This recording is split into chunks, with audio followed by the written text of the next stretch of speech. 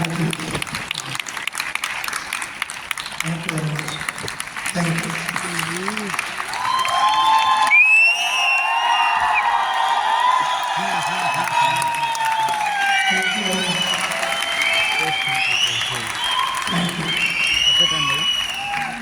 और मैं साढ़े 12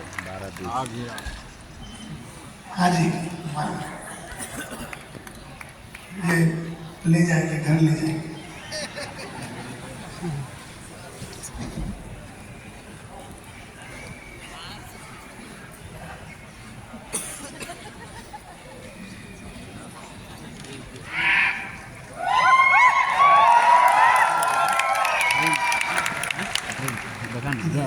बोलता इधर इधर उधर तो जाऊंगा। ठीक है, देखिए ठीक है, शुरू करें। जय RCM। मेरा चार्ज, मेरा चार्ज। बहुत आनंद है आपके साथ यहाँ पर वक्त को इन्वेस्ट करते हुए। खुशी है कि आज का ये दिन, आज का ये समय आप लोग सब लोगों ने अपने लिए खुद का डेवलपमेंट के लिए आपने इन्वेस्ट किया। इसके लिए मैं आपका दिल से, विनम्र मोहब्बत से आपका अभिनंदन करता हूँ। Thank you very much.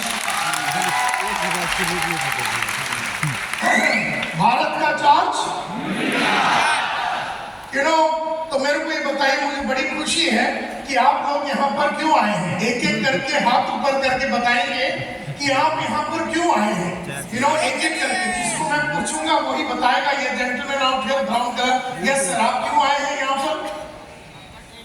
Selling का स्किल सीखने के लिए आए हैं। यहाँ पर ये आए हैं, बोलते हैं कि हम सेलिंग का स्किल सीखना चाहते हैं। क्या नाम है आपका?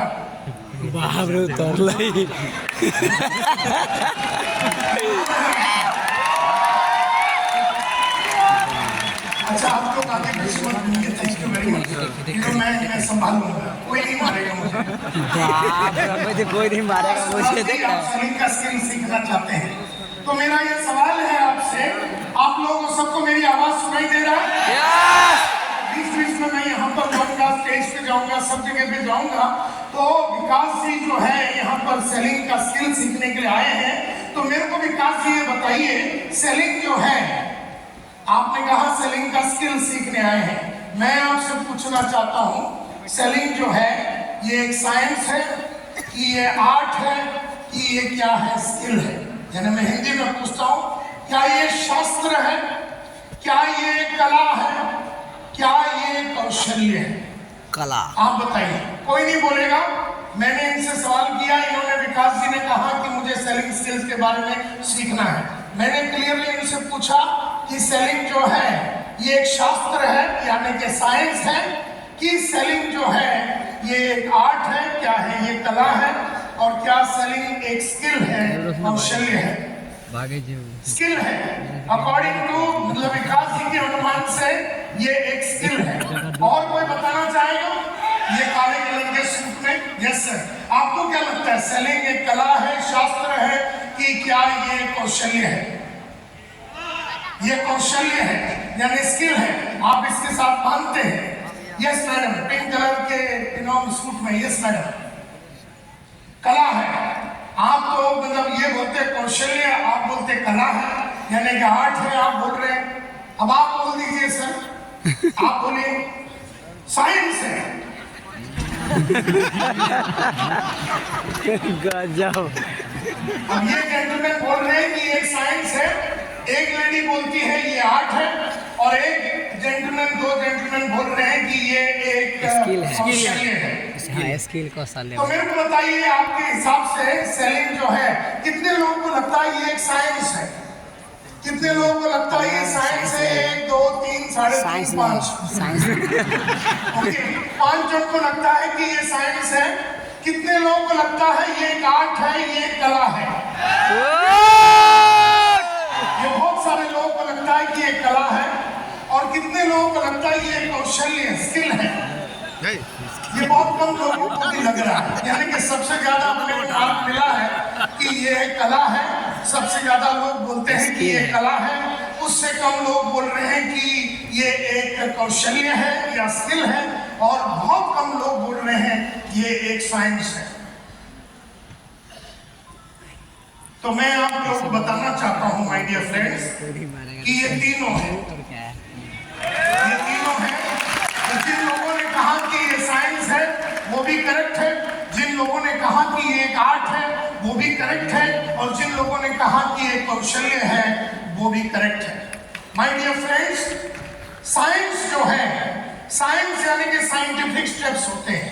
साइंस यानी कि शास्त्र जो है उसके साइंटिफिक स्टेप्स होते हैं। जैसे तबला, तबला वैसे तो लोग बोलेंगे कला है करके, लेकिन तबले में भी साइंस है। पहले साइंस को सीखना पड़ता है, आर्ट को मार्केट में प्रैक्टिस करना पड़ता है, और जब लंबे टाइम तक प्रैक्टिस करने के बाद जब आप अपनी चाहतों के हिसाब से रिजल्ट को प्रोड्यूस कर पाते हैं, जब अपनी चाहतों के हिसाब से आप रिजल्ट को प्रोड्यूस कर पाते हैं, तब जाके हम बोलेंगे कि आपके अंदर वो सेलिंग स्किल्स आ गया। सेलिंग स्किल्स का आ जाने का मतलब है कि आप अपनी चाहतों के हिसाब से, यानी आज आपको शाम के पहले 50 जन को जुड़वाना है तो आपने 50 को जुड़वा दिया, अपनी चाहतों के हिसाब से आपने जुड़वा दिया। तब तक नहीं होगा जब तक स्किल की मास्टरी नहीं होगी, कौशल्य की मास्टरी नहीं होगी। यानी हमेशा याद रखिए कि सेलिंग एक साइंस है, इसकी साइंटिफिक स्टेप्स है, उसको कैसे किया जाएगा वो आर्ट है। आर्ट का मतलब है हम अपनी आवाज को यूज करेंगे, अपनी आंखों को यूज करेंगे, अपनी हाथों को यूज करेंगे। ये कला है जो साइंटिफिक स्टेप सेलिंग की जब हम वापरेंगे उस टाइम पे अपने को एक कला की आवश्यकता होती है, और लंबे टाइम तक हम हजारों के ऊपर वो शास्त्रों को वापरते हुए, इस कला को प्रैक्टिस करते हुए, लंबा टाइम के बाद जब अपनी चाहतों के हिसाब से आपने को रिजल्ट मिलता है, अपने हिसाब से रिजल्ट मिलता है। यानी अगर आप चाहते हैं कि ये महीने में 50,000 रुपया कमाना है तो आपने 50,000 कमाया आपकी चाहत के हिसाब से, और आपने चाहा कि नहीं मुझे 2 लाख रुपए कमाने हैं ये महीने में, तो आपने 2 लाख रुपए कमाया चाहत के हिसाब से। और आपने कहा कि नहीं 5 लाख रुपए मुझे कमाना है, तो आपने अपने चाहत के हिसाब से 5 लाख रुपए कमाया।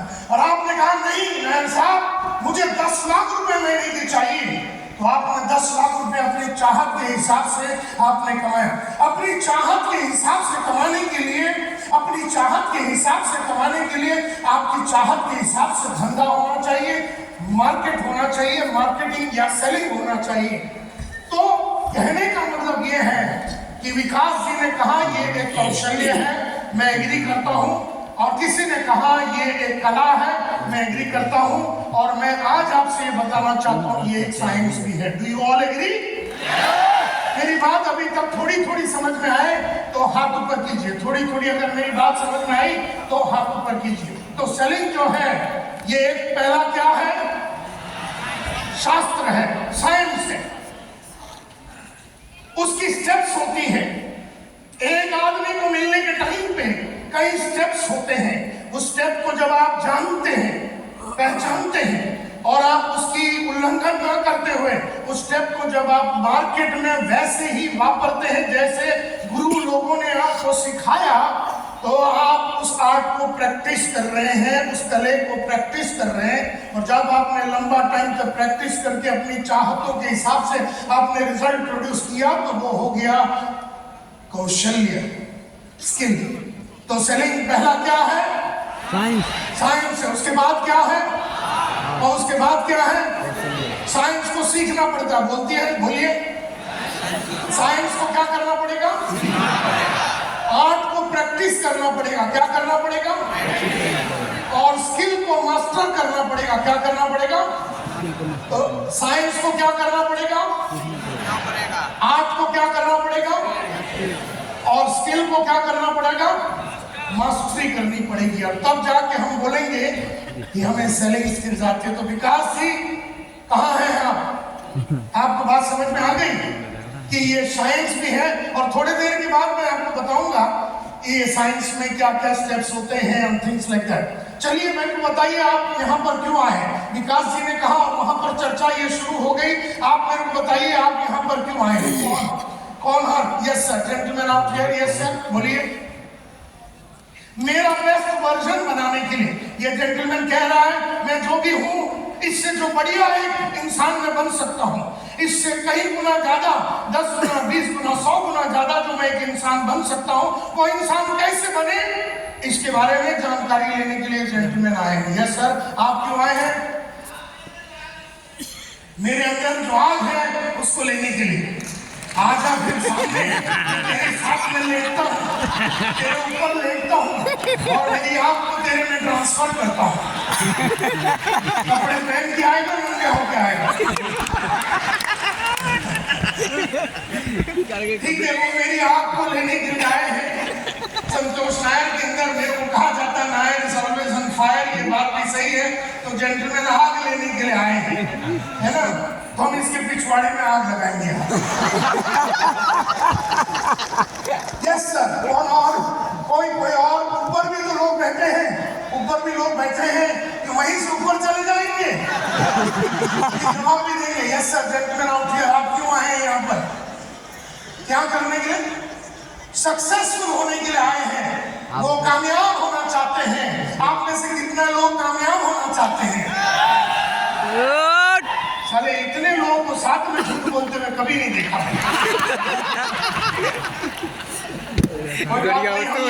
चलते हैं कि आप कामयाब होना चाहते हैं, हम ये मान के चलेंगे कि आप कामयाब होना चाहते हैं।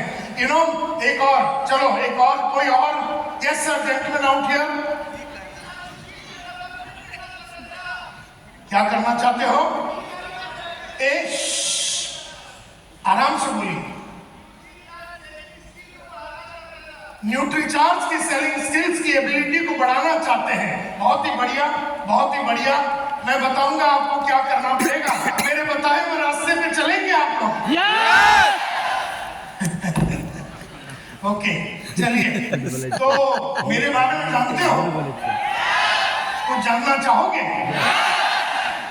आज से कई साल पहले की बात है, 1983 की बात है, 83 की बात है।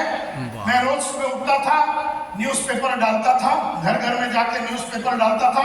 उसके बाद मैं कॉलेज में जाता था और कॉलेज में जाने के बाद दोपहर को अकाउंटेंट की नौकरी करता था और रात को ट्यूशन लेता था।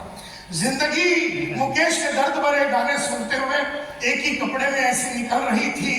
तब एक दिन मंदिर के बाहर, हमारे घर के सामने एक मंदिर है, उसके बाहर हमारे साथ पढ़ने वाले स्वामीनाथन अय्यर, जो मेरे साथ स्कूल में पढ़ता था, मुझे मिला रास्ते पे और पूछा मुझसे क्या करता है। तो मैंने पूरी कहानी सुना दी कि सुबह न्यूज़पेपर डालता हूँ, दोपहर को, उसके बाद मैं कॉलेज में जाता हूँ, दोपहर को अकाउंटेंट की नौकरी करता हूँ और रात को ट्यूशन लेता हूँ।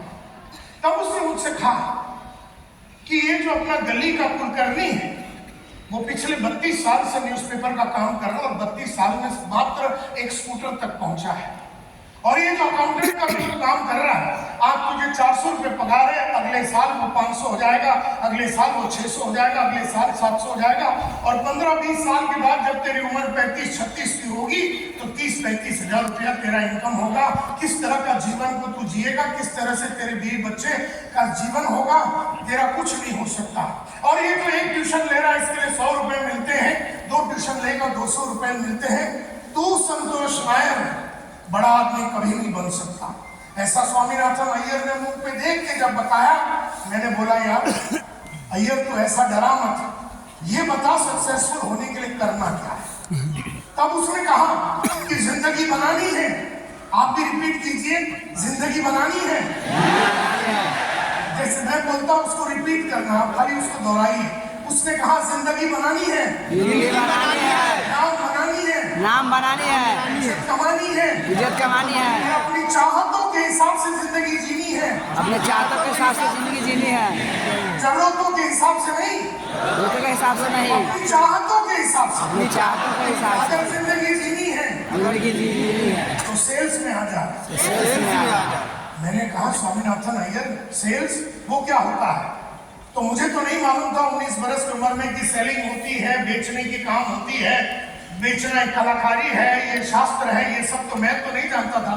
तब मैंने अय्यर से कहा कि मुझे तो नहीं मालूम सेल्स के बारे में, मैं तो अकाउंट्स वाला आदमी हूँ, debit what comes in, credit what goes out, debit expense and losses, credit incomes and profit, debit the receiver, credit the giver. मुझे तो खाली अकाउंट्स के बारे में ही मालूम है, मैं अकाउंटेंट का काम करता हूँ, तो मैं कैसे सेल्स कर सकता हूँ, मुझे तो सेल्स के बारे में कुछ मालूम ही नहीं। तब उसने कहा कोई भी इंसान कोई भी क्षेत्र में आके उसकी मास्टरी करने के पहले उस क्षेत्र के बारे में उसे कोई मालूमात नहीं होती। अमिताभ एक्टिंग के पहले उसे एक्टिंग नहीं मालूम था, विश्वनाथन आनंद चेस खेलने के पहले उसे चेस मालूम नहीं था, पीवी सिंधु बैडमिंटन खेलने के पहले उसे बैडमिंटन के बारे में नहीं मालूम था। इसी तरह से तू सेल्स में आएगा, उसके पहले तो तुझे कोई भी बात आने वाली तो नहीं है, लेकिन तू अगर आने के बाद इस क्षेत्र का तूने अगर पढ़ाई की, तू इसे नौकरी करके नहीं लेना, तू इसको प्रोफेशन करके लेना। क्या कहा? तू इसे एक जॉब करके नहीं लेना, तू इसे एक नौकरी या एक काम या नौकरी या काम या जॉब करके नहीं लेना है, इसे एक प्रोफेशन करके लेना है।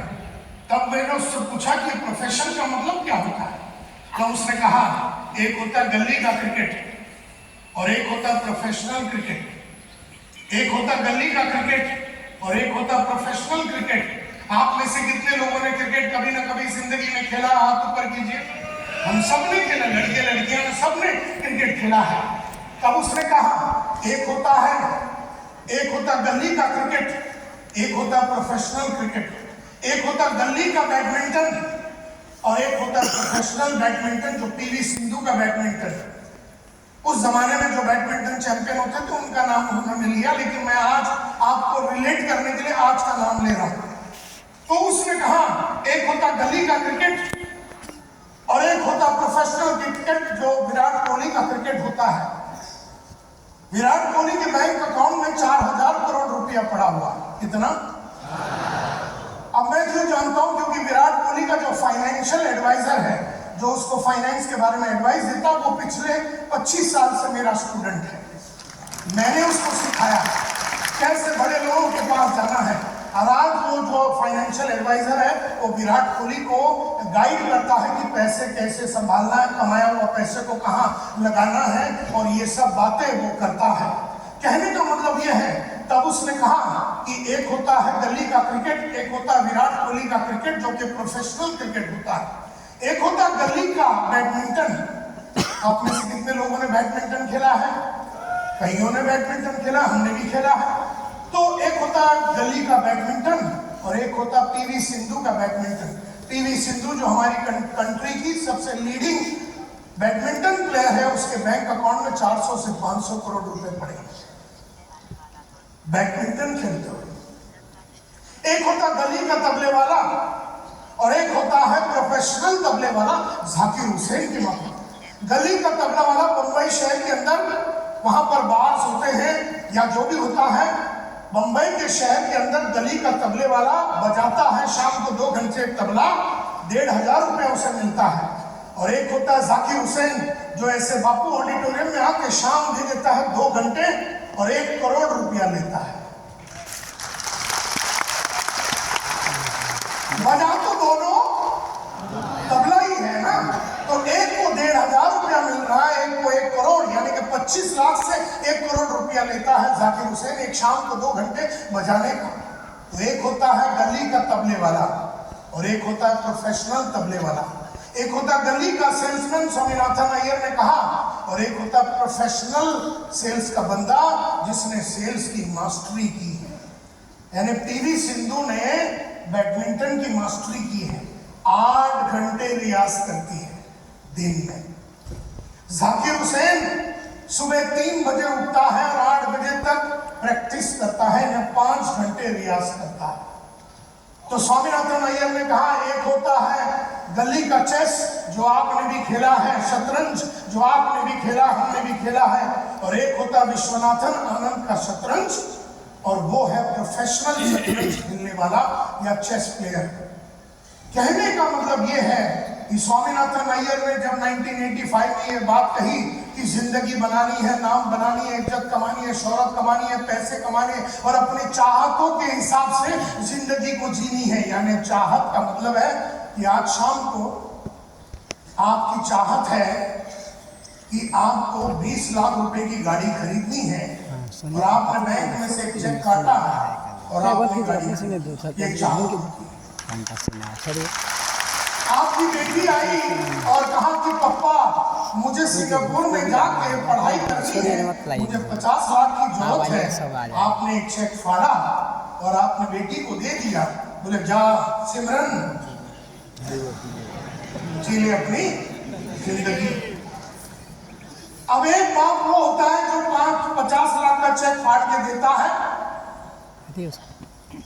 या 20 लाख की चेक फाड़ के निकाल के अपना गाड़ी खरीद लेता है, और एक बाप है जिसके पास उसकी बेटी या बेटा जाता ही नहीं पूछने के लिए, क्योंकि वो जानते हैं कि अपने बाप के पास ना 20 लाख है ना 50 लाख है, ना इसके बैंक अकाउंट में 5 लाख रुपए नहीं पड़ेंगे। तो बेटा और बेटियां अपनी चाहतों को मार देते हैं। समझिए। Are you getting my point? Yes. आप में से ऐसे कई इंसान हो सकते हैं जिनके बेटे बेटियां आप तक ये ख्वाहिश लेके भी नहीं आते हैं कि पापा हमें 50 लाख रुपए चाहिए, सिंगापुर जाके पढ़ाई करनी है। और एक हमारी बेटी है जो आई और हमसे कहा पापा 1 करोड़ रुपया चाहिए। मैंने कहा क्यों? तो बोले ऑस्ट्रेलिया में जाके पेटिसरी शेफ का कोर्स करना है। मैंने मम्मी के पास जाके पैसे ले लिए। मेरी दूसरी बेटी आई, बोले पापा मुझे 2 करोड़ रुपए चाहिए। मैंने कहा क्यों? तो बोले अमेरिका जाना है, हायर स्टडीज करनी है। मैंने मम्मी से पैसे ले लिए। थोड़े दिन पहले मेरी बीवी ने मुझे 10 बजे कहा कि 2-3 साल हो गए मैं गाड़ी चला रही हूँ, मुझे बड़ी ख्वाहिश है स्कोडा गाड़ी खरीदने का। मैं बोला 4 बजे चलते। उसने कहा कहाँ? मैंने गाड़ी खरीद। इसका मतलब है कि अगर आपकी बीवी को चाहत आई 10 बजे सुबह तो डिलीवरी शाम को 4 बजे हो जाना चाहिए। अगर आपकी बेटी को 10 बजे सुबह जाना है या बेटे को किधर जाना है, हायर स्टडीज करनी है, और अगर आपको एक चाहत आ गई कि पटना में एक प्लॉट लेना है, 1 करोड़ रुपए का प्लॉट मिलता है समझो, और आपको एक प्लॉट लेनी है, तो आपने अपनी चाहत के हिसाब से वो प्लॉट को ले लिया। तो चाहतों के हिसाब से जिंदगी अगर जीनी है और जरूरतों के हिसाब से नहीं। जरूरतों के हिसाब से देखा जाए तो हम ट्रेन में भी ट्रैवल कर सकते हैं।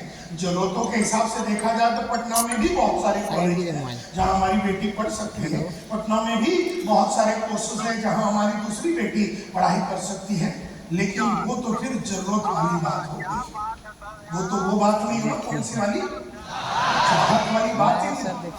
तो हमारी बीवी ने अगर हमारी उसकी चाहत को मार दी, हमने हमारी चाहत को मार दी, और अगर हमारे बच्चों ने उनके चाहत को मार दिया, तो जिंदगी में जो बड़े मस्त चीज होते हैं जो हम जैसे लोगों के लिए बनाया गया है, और RCM के माध्यम से, न्यूट्रीचार्ज के माध्यम से हम उन सपनों तक पहुंच सकते हैं। लेकिन मात्र तभी जब हम इसे एक प्रोफेशन करके चुनेंगे, इसे एक नौकरी या काम करके नहीं चुनेंगे। Are you with me? Swaminathan Aiyar ने मुझसे कहा कि अगर जिंदगी बनानी है, नाम बनानी है, चाहतों के हिसाब से जिंदगी जीनी है, जरूरतों के हिसाब से नहीं, तो आपको सेल्स में आना पड़ेगा। तब मुझसे मैंने कहा कि मुझे तो सेल्स के बारे में नहीं मालूम। तो उसने कहा सेल्स के बारे में मालूमात कर, सेल्स की बहुत सारी किताबें हैं, बहुत सारे ऑडियोस और वीडियोस हैं, तू उसे खरीद, 1 बाय 1 खरीद और उसकी मास्टरी कर। तब से लेके उसके बाद के कई साल तक हमने सेल्स के 400 किताबें खरीदी, 400 किताबें खरीदी, 1250 वीडियोस और ऑडियोस हमने खरीदा, और उसे सारे चीजों को चाट के पढ़ के हमने सेल्स की मास्टरी की। तो कहने का मतलब यह है कि स्वामीनाथन अय्यर ने जब कहा कि सेल्स एक प्रोफेशन है, इसे एक नौकरी या काम, नेटवर्किंग एक प्रोफेशन है जो आपने ले लिया है। नेटवर्कर जो एक सेल्स का काम है, आप उस लाइन में चाहते या ना चाहते हुए भी आए होंगे, कोई बात नहीं, लेकिन अभी आपने एक काम तो ले लिया है। इसको एक काम करके लेना है कि एक प्रोफेशन करके लेना है, ये आपके हाथ में है। काम करके लेंगे, मजदूरी करके लेंगे, कि आप इसको एक प्रोफेशन करके लेंगे, बताइए। प्रोफेशन। और अगर आपने प्रोफेशन करके लिया तो एवरीथिंग इज पॉसिबल। अगर आपने इसको एक प्रोफेशन करके लिया और उस प्रोफेशन की मास्टरी करने के लिए आप कई घंटे देने के लिए तैयार है। जैसे जाकिर हुसैन 5 घंटे रियाज करता है, सुबह 3 बजे से लेकर 8 बजे तक 5 घंटे रियाज करता है। पीवी सिंधु बैडमिंटन चैंपियन 8 घंटे रियाज करती है दिन का। खेलने के पहले 8 घंटे का प्रैक्टिस कई महीनों तक चलता रहता है, उसके बाद खेल के लिए उतरती है। इसी तरह से विराट कोहली 3.5 घंटे रोज नेट प्रैक्टिस करता है। क्रिकेट जो कि बचपन से वो खेलता है, लेकिन नेट में प्रैक्टिस करता है 3.5 घंटे, और 2 घंटे जिम जाके बॉडी के ऊपर काम करता है। 5.5 घंटे खड़ा ये काम करने के बाद जब वो फील्ड में उतर के सेंचुरी लगाता है और लोग उसको करोड़ों रुपया देते हैं, और 4,000 करोड़ रुपया जो उसके बैंक में पड़ा हुआ है वो इसलिए क्योंकि वो रियाज करता है। और हम में से कई लोगों ने अभी तक ये तय भी नहीं किया कि हमको ये काम करके लेना है कि ये प्रोफेशन करके लेना है। और अगर प्रोफेशन करके लेना है तो इसके ऊपर जो पढ़ाई करनी है, उसके ऊपर जो इन्वेस्टमेंट करनी है, जो पढ़ाई के लिए जो पैसे लगने वाले, जितना हमने अपने ऊपर इन्वेस्टमेंट किया उतना आपको रिटर्न मिलेगा। सही बात। मैंने पिछले 40 सालों में इसके ऊपर, संतोष नायक के ऊपर 1,64,00,000 रुपया लगाया पढ़ाई के लिए। 1,64,00,000। कहने का मतलब है इन 40 सालों में इतना पैसा मैंने अपने ऊपर लगाया, और ये इसलिए ताकि मैं दिन का बहुत ही मस्त पैसा कमा सकता हूं। तो स्वामीनाथन अय्यर ने कहा कि सेल्स में जुड़ जा, तो हम चले गए कि चलो हम सेल्स में जुड़ जाएंगे। तो एक कंपनी थी उस जमाने में, यूरेका फोर्ब्स, नाम सुना आपने? यूरेका फोर्ब्स जो वैक्यूम क्लीनर, साफ सफाई की मशीन बेचती है, और एक्वागार्ड जो वाटर प्यूरिफायर बेचती है। ये 2 चीज बेचने वाली यूरेका फोर्ब्स के कंपनी में हम चले गए, और वहां पर हमारा इंटरव्यू हुआ, और इंटरव्यू में हमें रिजेक्ट कर दिया गया। कोई इसलिए रिजेक्ट किया क्योंकि हम बड़े दुबले पतले थे। हमें देख के ऐसा लगा नहीं कि 18-20 किलो का सूटकेस लेके ये लड़का संतोष नायक घर घर में जाके, गली गली में जाके वैक्यूम क्लीनर बेच सकता है। इसकी टोटल वजन तो 45 किलो इसकी खुद की वजन है। 20 किलो का ये वैक्यूम क्लीनर जो मशीन है, ये घर घर में जाके ये बेच नहीं सकता। बिल्डिंग में ऊपर से नीचे आपको जाना पड़ेगा, और ये कर नहीं सकता। ऐसा उस जमाने के बॉस लोगों को लगा, और उन्होंने रिजेक्ट कर दिया। रिजेक्ट करने के बाद